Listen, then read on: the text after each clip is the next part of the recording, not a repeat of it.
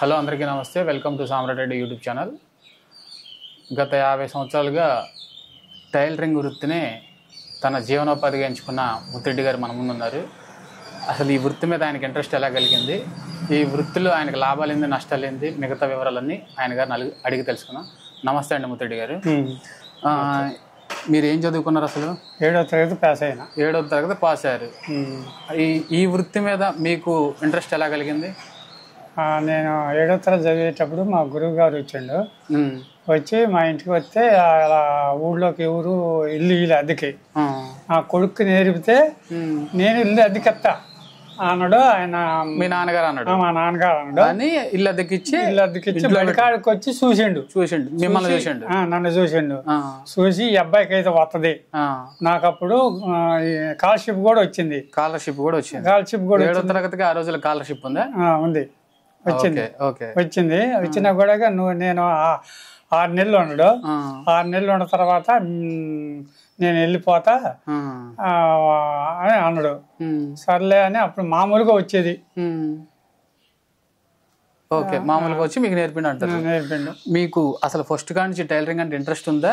ఏదో ఒక వృత్తి నేర్చుకోవాలి కాబట్టి ఏదో ఒక వృత్తి నేర్చుకోవాలని నాకు ఇంట్రెస్ట్. ఇది కాబట్టి నేర్చుకుంటారు. ఎన్నాళ్ళు పట్టింది మీకు నేర్చుకోవడానికి? ఎన్నాళ్ళు పట్టింది? ఒక 6 నెలలు ఆయన నేర్పిండు. తర్వాత నా అనుభవం మీద నేను కొడతాను. ఎక్స్పీరియన్స్ పెరిగే మీరు కొడతా ఉన్నారు. దాదాపు ఎన్ని సంవత్సరాలుగా ఈ వృత్తి చేస్తున్నారు? దాదాపు 56 సంవత్సరాలుగా చేస్తున్నా. 56 నుంచి 60 సంవత్సరాలుగా చేస్తున్నారు.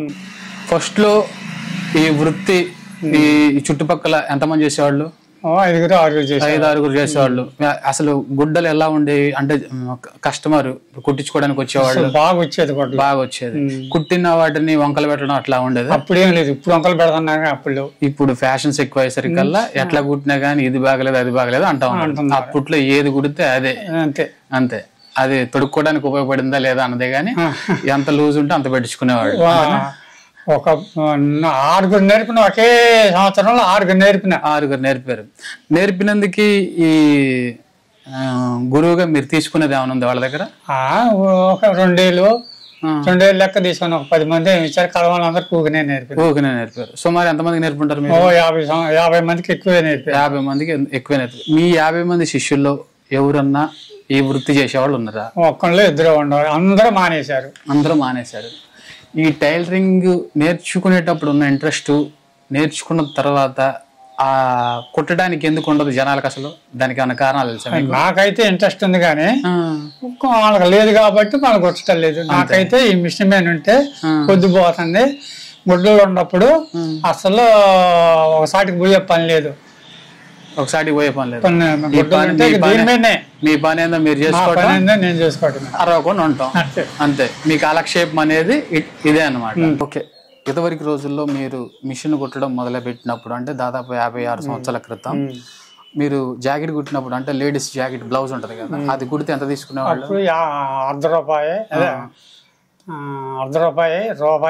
₹1 షర్ట్ కుడితే జెంట్స్ షర్ట్ కుడితే ₹5.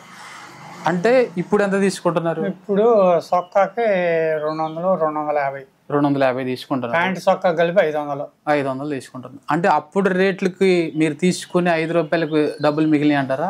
ఇప్పుడు 250 తీసుకుంటే మిగులుతున్నాయి? అప్పుడే మిగిలినాయి, ఇప్పుడు మిగలటల్లా.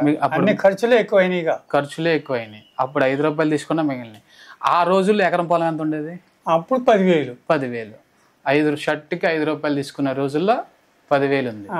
షర్ట్కి 250 తీసుకునే రోజుల్లో ఇప్పుడు దాదాపు 25 లక్షల నుంచి 30 లక్షలు ఇదే ఊళ్ళో ఎకరం పొలం ఉంది. అంటే ఆ లెక్కన ఎన్ని షర్ట్లు కుడితే అప్పుడు ఎకరం వచ్చేది, ఇప్పుడు ఎన్ని షర్ట్లు కుడితే ఎకరం వచ్చేది, దాన్ని బట్టి ఖర్చులు కూడా రోజువారీ ఖర్చులు కూడా ఎక్కువ. 250 కదా, ₹500 తీసుకున్నా కానీ ఆ రోజుల్లో ₹5తో సమానం అయితే కాదు. ముత్తిరెడ్డి గారు, మిషన్ నేర్చుకోవడం వల్ల ఒకే తీక్షణంగా సూదిలో దారం పెట్టడం చూడాలంటారు. తర్వాత వచ్చేసి ఈ కూర్చొని కుట్టడం వల్ల వేడి చేయటం, హెల్త్ పాడవటం, సంథింగ్ హెల్త్ ఇష్యూస్ వస్తాయి అని అంటారు. అది అంతవరకు నిజం? మీకు ఏమైనా హెల్త్ ఇష్యూస్ ఏమైనా వచ్చాయి? నాకు ఏమి రాలేదు. నాకు పొద్దుపోతాం, నాకైతే ఏమీ లేదు. ఓకే, అయితే జనాలందరూ ఇది నేర్చుకుంటే ఇది నికరంగా కూర్చొని ఉదయం నుంచి సాయంత్రం దాకా కుడితే ఏ ఉద్యోగస్తుడు కూడా ఈ వృత్తి మీద సంపాదించినంత సంపాదించలేడు. కానీ ఈ వృత్తిని నికరంగా కూర్చొని ఒక 4-5 గంటలకు గట్టిగా కూర్చొని చేయలేకపోతున్నారు. దానికి కారణాలు ఏమని చెప్పగలుగుతారు? వాళ్ళకి కొట్టలేక అదే ఎందుకు కుట్టలేకపోతున్నారు? వాళ్ళ మనసు నా కొండట్లో వాళ్ళకి లేదుగా, నిలకడ లేదు, మనసు వాళ్ళకి. నాకు తెలిసిన కొంతమంది టైలర్లు, మంచి టైలర్లు, ప్యాంట్లు, షర్ట్లు, ఈ లేడీస్ బ్లౌజులు, పంజాబీ డ్రెస్సులు కుట్టగలిగే టైలర్లు మహా అయితే గంట నుంచి గంటన్నర టైం పెడితే ఒక షర్టు కుట్టగలుగుతారు. గంట నుంచి 2 గంటల టైం పెడితే ఒక ప్యాంటు కుట్టగలుగుతారు. ఈ టైంలో ఒక ప్యాంటు షర్టు కుడితే దాదాపు 500 నుంచి 600 సంపాదించగలరు. కానీ ఇది కుట్టలేక మరి దానికి కారణాలు వాళ్ళని అడిగితే కూడా చెప్పలేకపోతున్నారు. మిషన్ అనేది అంటే టైలరింగ్ అనే వృత్తి చేయలేక రంగుల పనికి పోతున్నారు. రంగుల పనికి పోతే మహా అయితే 400 నుంచి 500 రూపాయలు వస్తాయి. సీనియారిటీని బట్టి 400 నుంచి 500 రూపాయలు వస్తాయి. అది కూడా ఉదయం ఎప్పుడో పోతే సాయంత్రం ఎప్పుడో దాకా పని చేస్తూనే ఉండాలి. ఆ పని చేస్తే 500 నుంచి 600 రూపాయలు. ఇక్కడ కరెక్ట్గా 4 గంటలు కూర్చుంటే దాదాపు 500-600 రూపాయలు సంపాదించుకోవచ్చు. అయినా కానీ ఈ పని చేయలేక ఆ పనికి పోతున్నారు. ఇట్లా ఉంది ఈ వృత్తి. ఉండే రోజుల్లో మనం కూడా కొనసాగుతుందో లేదో కూడా తెలియదు అన్నమాట. అట్లా ఉంది. దాదాపు నేర్చుకునే వాళ్ళు మాత్రం నేర్చుకునేటప్పుడు ఇంట్రెస్ట్గా నేర్చుకుంటున్నారు. కానీ వృత్తి చేసేటప్పుడు మాత్రం అరాకొర మేర మాత్రమే చేస్తున్నారు. అదన్నమాట సంగతి. ముత్తిరెడ్డి గారు, టైలరింగ్ నేర్చుకోవాలనుకునే వాళ్ళకి మీరు ఏమైనా సలహాలు సూచనలు ఏమైనా ఇస్తారా? నేనేం సలహాలు ఇచ్చాను, నేర్చుకుంటే అసలు దాని మీద కూకునేటట్టు అయితే నేర్చుకోవాలి. అది వాళ్ళకి తెలియదు కదా. ఇప్పుడు తర్వాత ఫస్ట్ ఏ పని చేసేటప్పుడైనా సరే ముందున్న ఇంట్రెస్ట్ తర్వాత తగ్గిపోద్ది. ఇవాళ మన ఊళ్ళో 100 మంది కుట్టే వాళ్ళు ఉన్నారు. ఎందుకు ఒక రోజు కొడుతున్నారు, 4 రోజులు కొడుతున్నారు. 100 మంది అనే కంటే కూడా ఇంటికి ఒకళ్ళు కుట్టేవాళ్ళు ఉన్నారు అన్నా కానీ అతిశక్తి కాదు.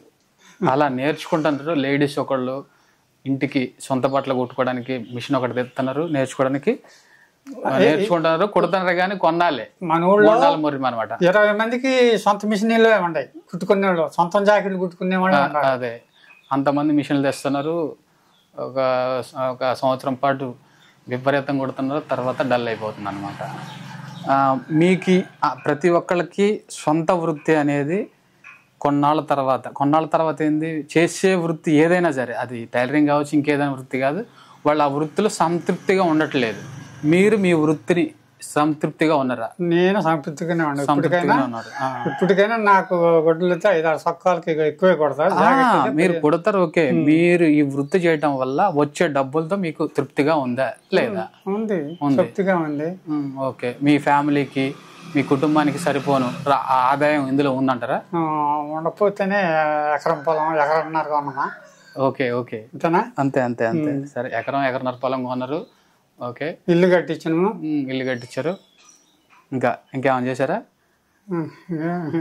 చెప్పు. పిల్లగాళ్ళు, మనవరాళ్ళు వాళ్ళ బాధ్యతలన్నీ దాదాపు తీరినాయి మీకు.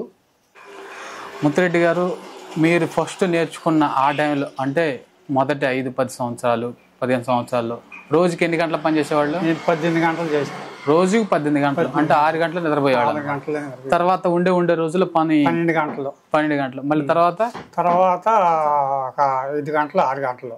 ఓకే. ఇప్పుడు తగ్గుతా వస్తుంది. అంటే వయసు ప్రభావం వల్ల తగ్గుతుంది అనుకుంటా, అంతేనా? వయసు ప్రభావం వల్ల మీరు ఎంతవరకు చేస్తే ఆరోగ్యంగా ఉంటా అనుకుంటున్నారో అంతవరకు చేస్తాను అన్నమాట.